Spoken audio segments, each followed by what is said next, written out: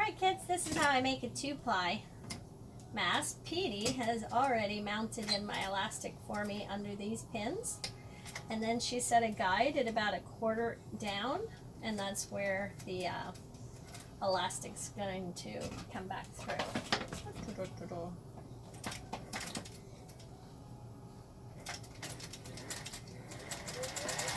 I'm sewing them at 1/4 inch.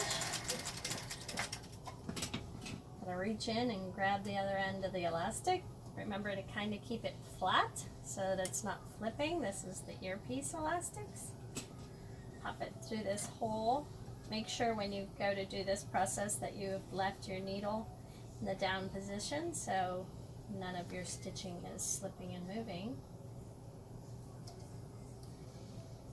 And then situate it down. I kind of like to use one of these giant hat pins or corsage pins to manipulate the fabric and kind of hold things where I want them. Once I get that in there, I can tell my fabric overlay is just a squeegin longer, so I'm going to sew a little fatter than 1/4 inch because I can see my underlayer is the ornate piece is far more important. Back stitched. And I'm going to make a run, leaving the center opening. That's how we're going to flip it inside out. So I kind of do the same process on the other side.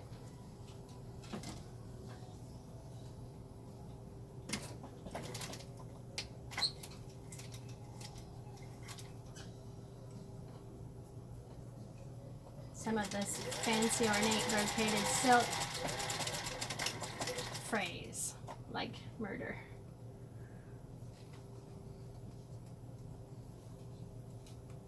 Reaching in, pop it through, comes through just like a nice little buttonhole. Shove it down towards that pin. That's why it's great having that other pin set in at 1/4 inch. So it keeps the elastic from going too low. I like to just back stitch on it one time, please. And we'll reposition. And stop again and leave that nice opening. This part's pretty easy because you can reach in and grab the elastics that you've just set, and that makes a super convenient way to pull these out. It's black on black, so it's a little hard to see. Now you can see I'm grabbing that.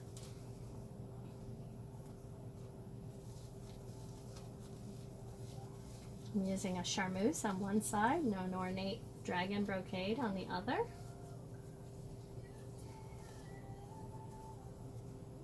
It's going to be gorgeous. So this part, I kind of roll the fabric in my fingers to get it to go upright. And make sure that the brocade is sticking out further than the lining. And then coming in, oops, move my marker just a little bit, 1 1/4 inches. And pin off all 4 corners on the face at 1 1/4 inches. Again, this rolling action is pretty important.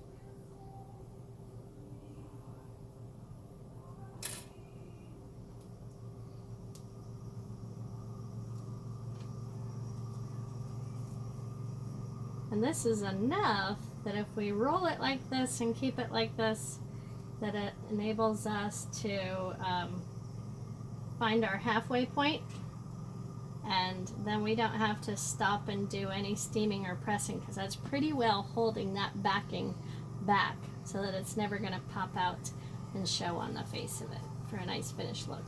You want to pull these gently because they haven't been top stitched yet.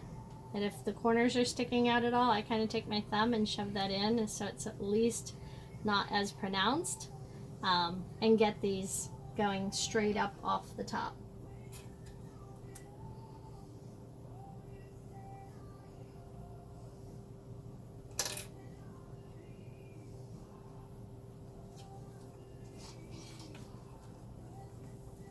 I always have my pins facing the outside, so that I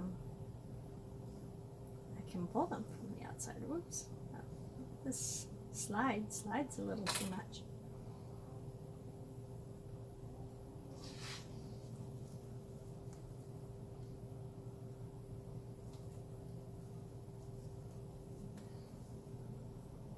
I'm also kind of lining up the corners to make sure that these are lining up pretty well. We do some fine adjusting once we pin it. So this is the top, because this has the opening. Oh, actually, whoop, that has the opening. So this is the top. So if so, we start in this corner and fold this down and back. So that is your first pleat, is going up back towards the top on the inside.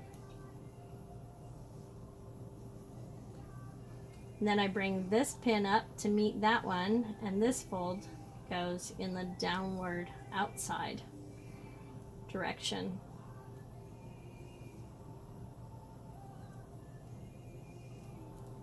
The extra pins can come out.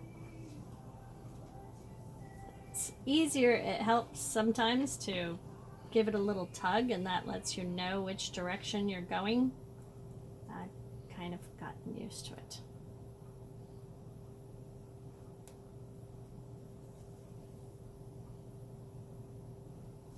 I'm still, kind of manipulating the fabric to keep that black from peeking out on the face.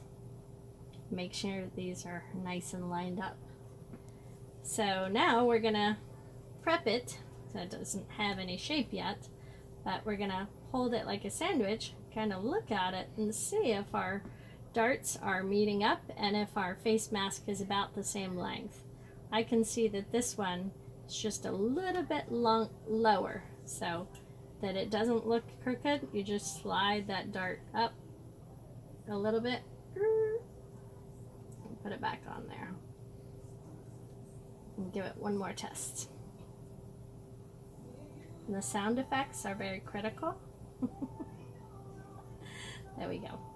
I can see that they're working out just fine. So the final step for the sewing part is to come back up here, back stitch on these guys,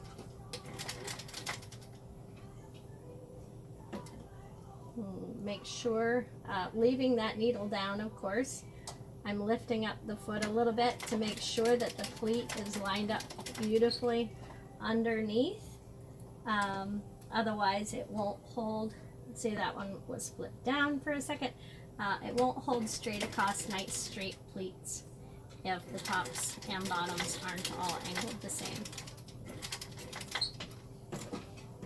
So this, again, I'm going to do that rolling action a little bit and roll that lining under. And then I take this pin and just kind of slide that charmeuse back inside, because it's wanting to stick out a little bit frayed and whatnot. And make sure I have my beautiful brocade on the top. Pushing that over like that. And see that I was able to catch and close that hole at the same time as having a nice smooth straight stitch right on the bottom.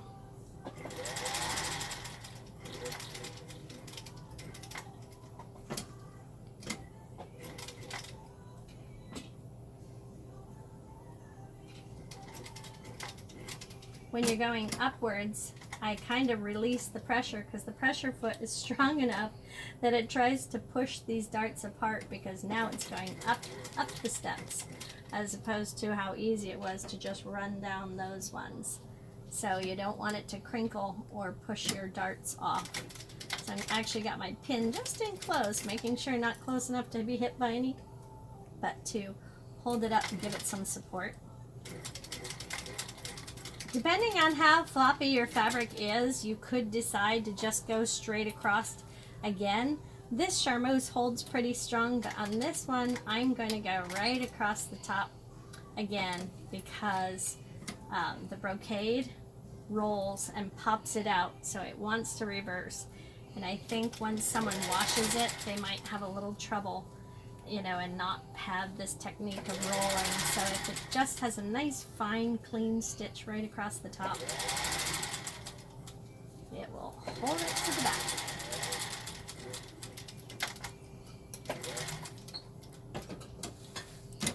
So all we have to do is press this right after this. So and I usually do this with more steam than I do pressing, because the silks really take steam beautifully, and you never want to put your iron right on top of the silk because that can make a dent. So it's going to look exactly like that with the earpieces when it has a final steam.